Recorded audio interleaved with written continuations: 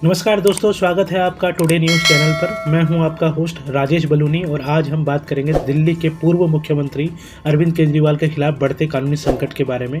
दिल्ली चुनाव के बाद बीजेपी के खिलाफ जो आरोप लगे थे, अब वही आरोप केजरीवाल पर भारी पड़ने लगे हैं। क्या है शीश महल का मामला और अब तक की ताज़ा जाँच क्या बताती है, चलिए जानते हैं। दिल्ली के पूर्व मुख्यमंत्री अरविंद केजरीवाल की मुश्किलें बढ़ने लगी हैं। पिछले कुछ समय से शीश महल के आरोपों को लेकर दिल्ली की राजनीति में हलचल मची हुई है। बीजेपी की तरफ से केजरीवाल पर आरोप लगाया गया था कि उन्होंने सरकारी बंगले का रेनोवेशन कराने के दौरान भारी भ्रष्टाचार किया है। इन आरोपों के चलते अब केंद्रीय सतर्कता आयोग ने इस मामले में विस्तृत जांच के आदेश दे दिए हैं। यह मामला एक बार फिर सुर्खियों में है और केजरीवाल पर कानूनी शिकंजा कसने का काम तेजी से बढ़ रहा है। बीजेपी की तरफ से आरोप लगाया गया कि अरविंद केजरीवाल ने मुख्यमंत्री रहते अपने सरकारी बंगले का रेनोवेशन कराया और उस पर 33 करोड़ 66 लाख रुपए खर्च किए।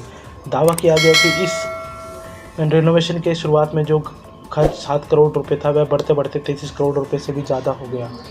आरोपों के मुताबिक केजरीवाल ने अपने सरकारी बंगले में एक आलीशान शीश महल बना लिया है और उसके लिए सरकारी नियमों को पर ताक पर रख दिया। बीजेपी नेता विजेंद्र गुप्ता ने इस मुद्दे को लेकर पिछले साल अक्टूबर में केंद्रीय सतर्कता आयोग से जांच की मांग की थी। तब से लेकर अब तक इस मामले की जांच चल रही थी और अब सीवीसी ने इस पर विस्तृत जांच शुरू कर दी है। सीवीसी ने केंद्रीय लोक निर्माण विभाग को इस मामले में जांच सौंप दी है और रिपोर्ट आने के बाद कार्रवाई शुरू हो चुकी है। आरोप यह है कि केजरीवाल ने जानबूझकर नियमों का उल्लंघन किया और सरकारी खजानों से करोड़ों रुपए की लूट की।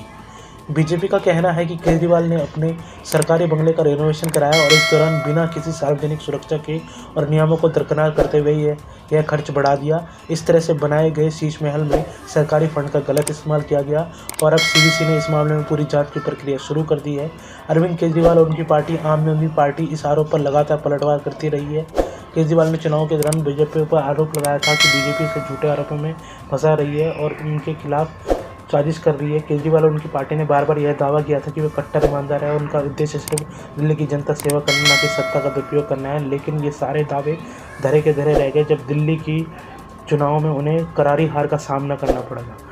केजरीवाल का अहंकार तो यहाँ तक था कि केजरीवाल ने अपनी एक सभा में यहाँ तक कह दिया था कि प्रधानमंत्री मोदी को उनको दूसरा जन्म लग जाएगा हराने में। लेकिन कहते हैं ना कि अहंकार ईश्वर का सर्वश्रेष्ठ भोजन होता है। उसी प्रकार से केजरीवाल ने कभी यह नहीं सोचा होगा कि जिस शीश महल को इतने करीने से इतने सरकारी खजाना लुटा के बना रहे हैं, उस शीश महल पर वो हमेशा नहीं रहेंगे। लेकिन जब सीजीआई और सीवीसी के कदम और जांच तेज हो रहे हैं तो केजरीवाल के लिए मुश्किलें बढ़ सकती है। इन जांचों के बीच केजरीवाल का दावा है कि बीजेपी ने उन्हें बदनाम करने के लिए ये आरोप लगाए हैं, जबकि दूसरी तरफ बीजेपी ने कहा है कि यह उनकी साजिश का हिस्सा है। यह सवाल यह उठता है कि क्या सच में केजरीवाल पर भ्रष्टाचार के आरोप सही है और क्या इस मामले में कानूनी कार्रवाई होगी। प्राइमा फेसी में सुप्रीम कोर्ट और बहुत सारी कोर्ट ने इसका ये तो कह दिया है कि किसी भी प्रकार की जब उनको जमानत मिली तो वो किसी भी प्रकार की सचिवालय में कोई भी फाइलें जांच नहीं कर सकते और कैसे कर सकते हैं। अभी तक की जांच में अभी जांच चल रही है। ज़्यादातर मामलों में यही माना जा रहा है कि केजरीवाल पूरी तरह से भ्रष्टाचार के आरोप में लिप्त है और जांच तेज हो गई है। जहां तक शीश महल का सवाल है तो यह आरोप केजरीवाल के लिए एक बड़ा संकट बनता जा रहा है। इस रेनोवेशन को लेकर कई सवाल उठ रहे हैं और यह भी है सीवीसी इस मामले की गहराई से जांच कर रहे हैं। इसके बाद इस मामले में सीबीआई ने भी जांच शुरू कर दी है और अब की ताज़ा रिपोर्ट के अनुसार मामला बहुत ही गंभीर दिखाई दे रहा है। अगर केजरीवाल और उनकी पार्टी के खिलाफ जांच में गंभीर आरोप साबित होते तो उनके राजनीतिक भविष्य पर इसका गहरा असर पड़ सकता है। आम आदमी पार्टी का यह भी कहना है कि यह सब बीजेपी की साजिश है ताकि आम आदमी पार्टी को उसके नेताओं को बदनाम किया जा सके। लेकिन जैसे कि हमने देखा है, आम आदमी पार्टी की राजनीति सिर्फ लोगों पर आरोप लगाना और फिर उसके किसी प्रकार के कोई सबूत न देना। लेकिन जब उन पर आरोप लगता है तो फिर सिर्फ वो झूठ की राजनीति करते हैं, उसके अलावा उनके पास कोई काम नहीं है। अब हमें यह देखना है इस जांच के नतीजे क्या निकलते हैं और क्या अरविंद केजरीवाल और आम आदमी पार्टी इस कानूनी संकट से उबर पाएंगे। जिस तरह से पूरी तरह से यह आम आदमी पार्टी का जैसा रवैया है, ऐसा देखकर लगता तो नहीं है दोस्तों।